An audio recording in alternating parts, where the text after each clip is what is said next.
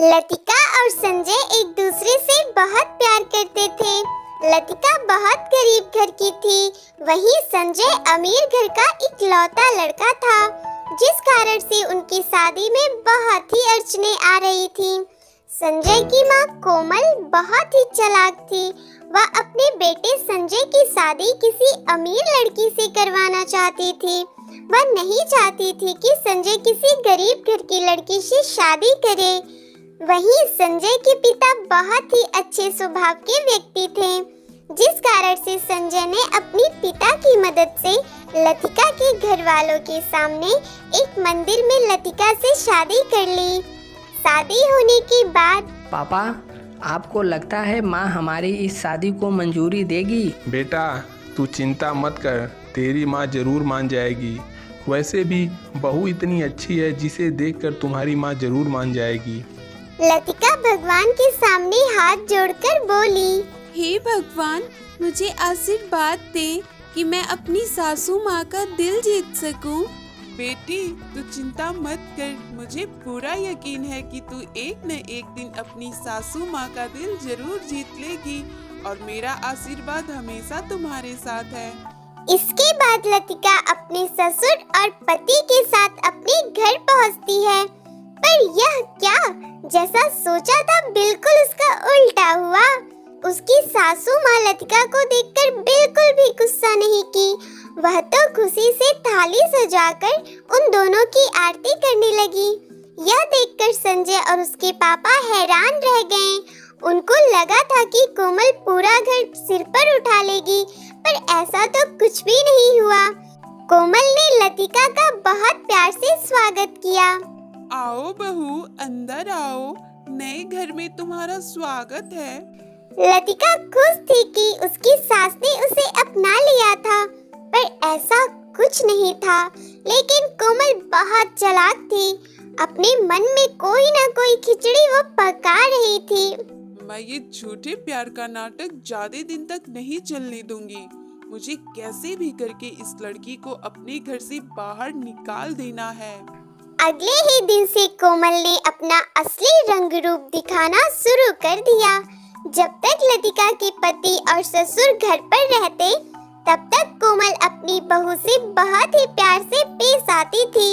लेकिन उन दोनों के चले जाने के बाद वह लतिका से सीधे मुंह बात भी नहीं करती थी और सारा दिन लतिका से काम करवाती रहती थी। और शाम में बेटे और पति के आ जाने पर वह फिर से लतिका के साथ अच्छा व्यवहार करने लगती थी।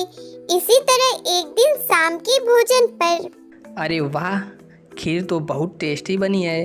2-3 दिन से मुझे मीठा खाने का बहुत मन था। अरे बेटा, मुझे पता था, तभी मैंने शाम को बना दी। तुझे पसंद आई? यह मुझे बहुत अच्छा लगा। मैंने चीनी भी बहुत कम ही डाली थी, क्योंकि मुझे पता है तू मीठा बहुत कम खाता है। पर माँ, इसमें तो मीठा बहुत ज्यादा है। कोमल झूठ बोल रही थी, क्योंकि खीर उसने नहीं लतिका ने बनाया था। लतिका ने मीठा ज्यादा डाल दिया था। जब कोमल का झूठ पकड़ी जाने वाला था, तब लतिका बात को संभाल लेती है। अरे वह मैंने ही मीठा ज्यादा डाल दिया। मुझे नहीं पता था कि माँ जी ने भी मीठा डाल दिया है। कोई बात नहीं बहू, आगे से मीठा कम डाल देना। थोड़ा खीर मुझे भी दे दो। लतिका ने बात को संभाल लिया था, पर कोमल को इस बात से कोई फर्क नहीं पड़ा था। हर बार ही घर के सारे काम लतिका करती थी, पर क्रेडिट कोमल अपने नाम कर लेती थी। लतिका इस बात के लिए उनसे कुछ नहीं कहती थी। वह सोचती थी कि अगर उसकी सास को इस बात से खुशी है, तो कोई बात नहीं। यह देखकर कोमल मन ही मन कहती है, इससे तो इस बात से कोई फर्क ही नहीं पड़ता कि मैं काम का सारा क्रेडिट अपने ऊपर ले लेती हूँ। मुझे कुछ और ही सोचना पड़ेगा, ऐसे मेरी दाल नहीं गलने वाली है। मुझे पता है कि मोहिनी को बुलाना ही पड़ेगा। इतना बोलकर कोमल मोहिनी को फोन करती है। हाँ मोहिनी बेटा, तुम जल्दी घर आ जाओ। मोहिनी कोमल की सहेली की बेटी थी। कोमल चाहती थी कि संजय की शादी मोहिनी से हो, लेकिन संजय ने लतिका से शादी कर ली। कोमल चाहती थी कि किसी तरह लतिका यह घर छोड़कर चली जाए और मोहिनी इस घर की बहू बने। इसीलिए वह मोहिनी को रहने के लिए बुला लेती है। नमस्ते आंटी, अच्छा हुआ जो आपने मुझे बुला लिया। मैं भी घर पर बहुत बोर हो जाती थी। मुझे आपके घर बहुत अच्छा लगता है। बस तो अब आराम से कुछ महीने मेरे साथ रहो। मैं तो यही चाहती हूँ कि तुम हमेशा के लिए यहाँ पर रहो। बस तुम्हें इस रास्ते के कांटे को निकालना होगा। जब तक यह लतिका इस घर में है तब तक तुम इस घर की बहू नहीं बन सकती। आप चिंता मत करो आंटी, मैं इस लतिका को बहुत जल्द इस घर से बाहर निकाल दूंगी। शाबाश बेटी, मुझे तुम पर बहुत भरोसा है। आज तुम संजय के लिए मटर पनीर बनाओ। संजय को मटर पनीर बहुत पसंद है। दिल का रास्ता पेट से होकर गुजरता है। संजय तुम्हारे हाथ का खाना खाएगा तो वह खुद ही तुम पर लट्टू हो जाएगा। पर आंटी, मुझे खाना बनाना आता ही नहीं है, मैं कैसे बनाऊंगी? अरे तो कोई बात नहीं, खाना लतिका बना लेगी और खाते समय मैं बोल दूंगी कि खाना तुमने बनाया है।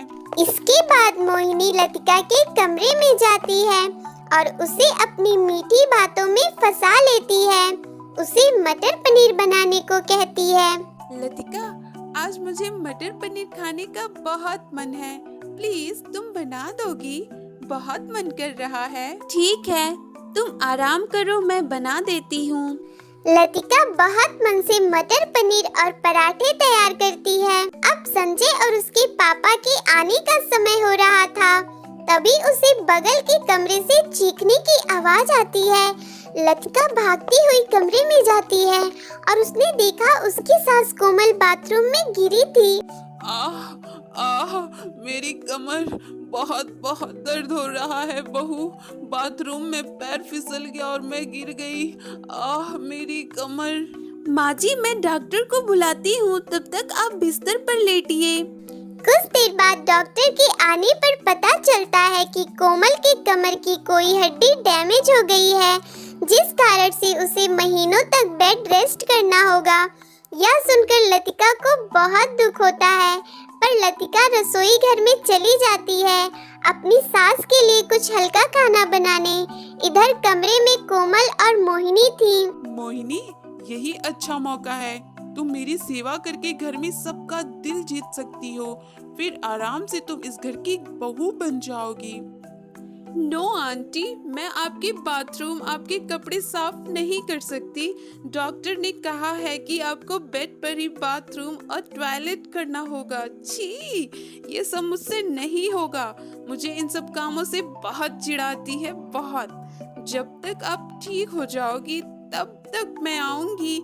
अभी मैं चलती हूँ। और हाँ आंटी, जब आप ठीक हो जाना तो मुझे फोन कर देना, मैं आ जाऊंगी।